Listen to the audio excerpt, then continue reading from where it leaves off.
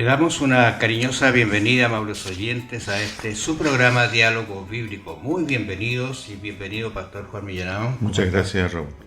Estamos nuevamente con ustedes para iniciar una nueva audición de este programa Diálogo Bíblico. Esta semana va a ser una semana muy especial porque, estamos entrando casi al final, en la recta final del estudio del libro de Hebreos que hemos tenido, ¿verdad?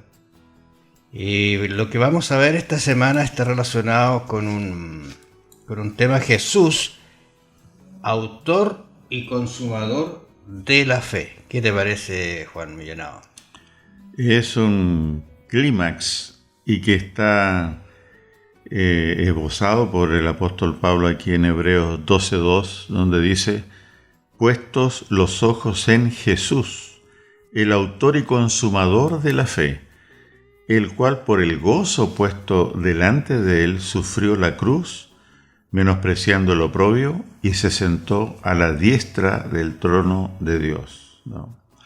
La verdad que esta frase, puesto los ojos en Jesús, se usa la misma forma verbal, digamos, en la experiencia de Moisés, allá en el Antiguo Testamento, que tenía los ojos fijos, ¿no es cierto?, que estaba mirando, que estaba, digamos, deliberadamente ignorando las circunstancias presentes, que para Moisés muchas veces fueron desalentadoras, y entonces estaba fijando sus ojos en un punto de referencia más allá de lo que los ojos físicos pueden captar. Entonces Moisés seguramente miraba a Jesús, ¿no?, y seguramente estaba mirando el fin de la línea, ¿no?, de esa línea en el tiempo, así como Abraham también tuvo ese privilegio. Así que estamos aquí a puertas de poder estudiar esta semana qué es la fe y cómo se obtiene a través de estos ejemplos del pasado, y de manera especial a través del ejemplo de Jesús. Así que son dos palabras clave: ejemplos del pasado, y, digamos, testimonio del pasado, y el ejemplo maravilloso que nos da Jesús. ¿Cómo obtener la fe? Estoy pensando, de acuerdo a lo que tú dices, en Pablo, que está escribiendo, quizás hablándole, ¿no es cierto?, a su gente, a los hebreos, y va a colocar estos dos capítulos que creo que son los capítulos 11 y 12, unos capítulos muy hermosos del libro de Hebreos. Realmente nadie podría quedar sin leerlos, estudiarlos y verlos, porque de alguna manera muestra, voy a decir así, qué pasó con aquellos que fueron nuestro ejemplo, ¿no es cierto? Claro, ¿qué pasó con ellos? Sí. ¿Alcanzaron lo que estaban esperando? ¿Cómo fue? Y ahí viene el concepto de fe.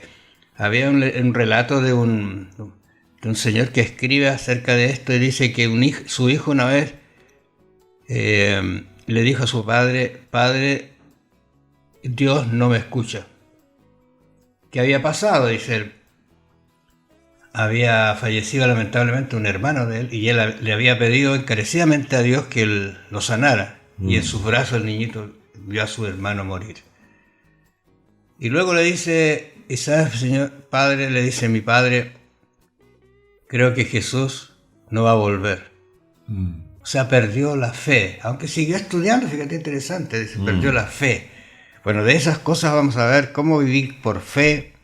Vamos a ver un concepto de fe en Abraham, que es padre de la fe en realidad. También vamos a mirar un poquito acerca de Moisés, y un personaje que es sumamente importante en la Biblia, en el sentido y en la línea de cronológica de Jesús, es Rahab. Y vamos a terminar hablando acerca de lo que es la fe para nuestro concepto, ¿no es cierto? Vivir por fe. ¿Qué es lo que significa Ahora, eso, vivir por fe? Fíjate, Raúl, que hay que darse cuenta que entre este versículo clave de esta semana, de Hebreos 12:2, hay un contraste muy grande con la fe incompleta de los héroes del Antiguo Testamento. Y por eso, digamos, hemos llegado nosotros, y a los que estamos leyendo, a recibir esta invitación de puestos los ojos en Jesús. Ni en las circunstancias que nos rodean, ni tampoco en los héroes con una fe incompleta del Antiguo Testamento, sino que el Señor, frente a lo dramático que significa, como en nuestro caso, vivir al final de los tiempos de la historia, el Señor ha provisto también una ayuda especial para nosotros que vivimos al final de la línea de la historia. Puesto los ojos en Jesús es el consejo, el autor y consumador de la fe, el cual por el gozo delante de él sufrió la cruz. Así que a grandes problemas, vamos a decir, grandes soluciones, ¿no es cierto? El Señor cuida a su pueblo y ha provisto el ejemplo parcial de todos esos héroes del Antiguo Testamento, pero ha puesto a Jesús, el autor y consumador de la fe.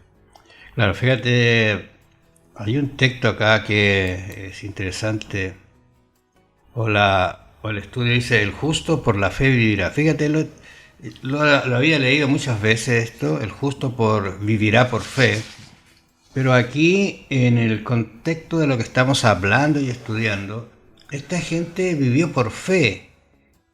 Entonces alguien dice, pero no recibió nada, no había nada tangible para ellos, pero fíjate que las palabras que coloca Pablo acá es la fe, la certeza de lo que se espera, la convicción de lo que no se ve. Hay dos palabras que me parecieron interesantes, estuve mirando un poquito, que es hipóstasis, que es la certeza, y elenchos, que sería la convicción.